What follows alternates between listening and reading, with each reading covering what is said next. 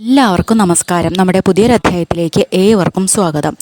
നമ്മൾ negative energy കളയാനുള്ള മാർഗ്ഗങ്ങളെക്കുറിച്ച് ഇതിനു മുമ്പും വീഡിയോ ചെയ്തിട്ടുണ്ട്. ഇന്നും അങ്ങനത്തെ ഒരു വീഡിയോ തന്നെയാണ്.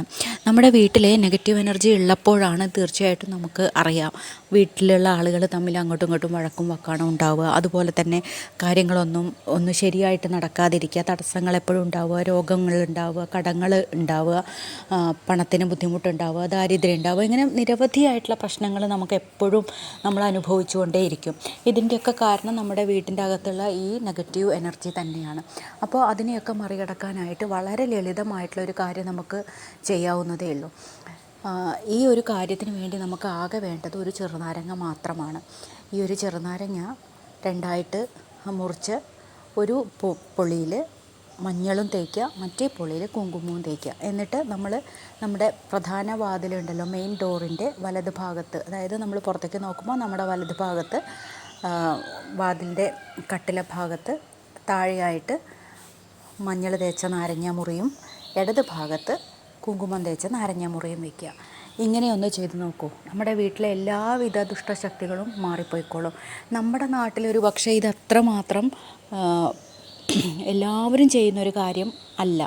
കാരണം എന്താ വെച്ചാൽ തമിഴ്നാട് പോലെയുള്ള സ്ഥലങ്ങളിൽ നിങ്ങൾ നോക്കിയാൽ അറിയാം, അവർ മിക്ക ആളുകളും ഈ ഒരു കാര്യം അവർ ചെയ്യാറുണ്ട്. കാരണം നമ്മളും എന്ത് വിശേഷ അവസരങ്ങളിൽ ഉപയോഗിക്കുന്ന മഹാലക്ഷ്മിക്ക് വളരെ പ്രിയപ്പെട്ട ഒരു വസ്തുവാണ് ചെറുനാരങ്ങ എന്നുള്ളത്. നമ്മുടെ ഏറ്റവും വിശേഷ അവസരങ്ങളിലൊക്കെ നമ്മൾ ചെറുനാരങ്ങ ഉപയോഗിക്കാറുണ്ട്.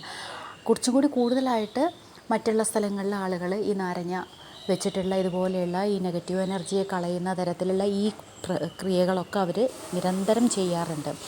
കാരണം എന്താണെന്ന് വെച്ചാൽ നമുക്കിതിനെ കൊണ്ടുണ്ടാകുന്ന, നമ്മളിങ്ങനെ ചെയ്യുമ്പോൾ ഉണ്ടാകുന്നത്, നമ്മുടെ വീട്ടിലുള്ള എന്തെങ്കിലും തരത്തിലുള്ള നെഗറ്റീവ് ഊർജ്ജം ഉണ്ടെങ്കിൽ അതൊക്കെ പുറത്തേക്ക് പോയിക്കോളും. കാരണം നമ്മൾ ആഗ്രഹിക്കുന്ന തരത്തിലുള്ള ആ ഒരു ഏറ്റവും നല്ല വീട് ആയിരിക്കണം നമ്മുടേതെന്നാണല്ലോ. അപ്പോൾ അതിന് വേണ്ടിയിട്ട് നമുക്ക് ഇതൊക്കെ മറ്റുള്ള ആളുകൾ ചെയ്യുന്ന കാര്യങ്ങളാണെങ്കിൽ നമ്മുടെ രീതിയായിട്ടുള്ള കാര്യങ്ങളല്ല എന്നൊക്കെ പറയുന്ന ആൾക്കാരുണ്ടാവും. എങ്കിൽ പോലും നല്ല കാര്യങ്ങൾ ആര് ചെയ്താലും നമുക്കത് സ്വീകരിക്കാം, നമുക്കത് ഉൾക്കൊള്ളാം. കാരണം നല്ലതിന് വേണ്ടിയിട്ടുള്ളതാണല്ലോ. അതുകൊണ്ട് തീർച്ചയായിട്ടും നമുക്കും ഇതൊക്കെ ചെയ്യാവുന്നതേ ഉള്ളൂ. ഇത് വളരെ നിസ്സാരമായിട്ടുള്ളൊരു കാര്യമാണ്. ഒന്ന് ചെയ്തു നോക്കൂ. ഇത് ആഴ്ചയിൽ ഒരു ദിവസം നമ്മുടെ വീടുകളിൽ ചെയ്താൽ തന്നെ വളരെ ഐശ്വര്യമാണ്.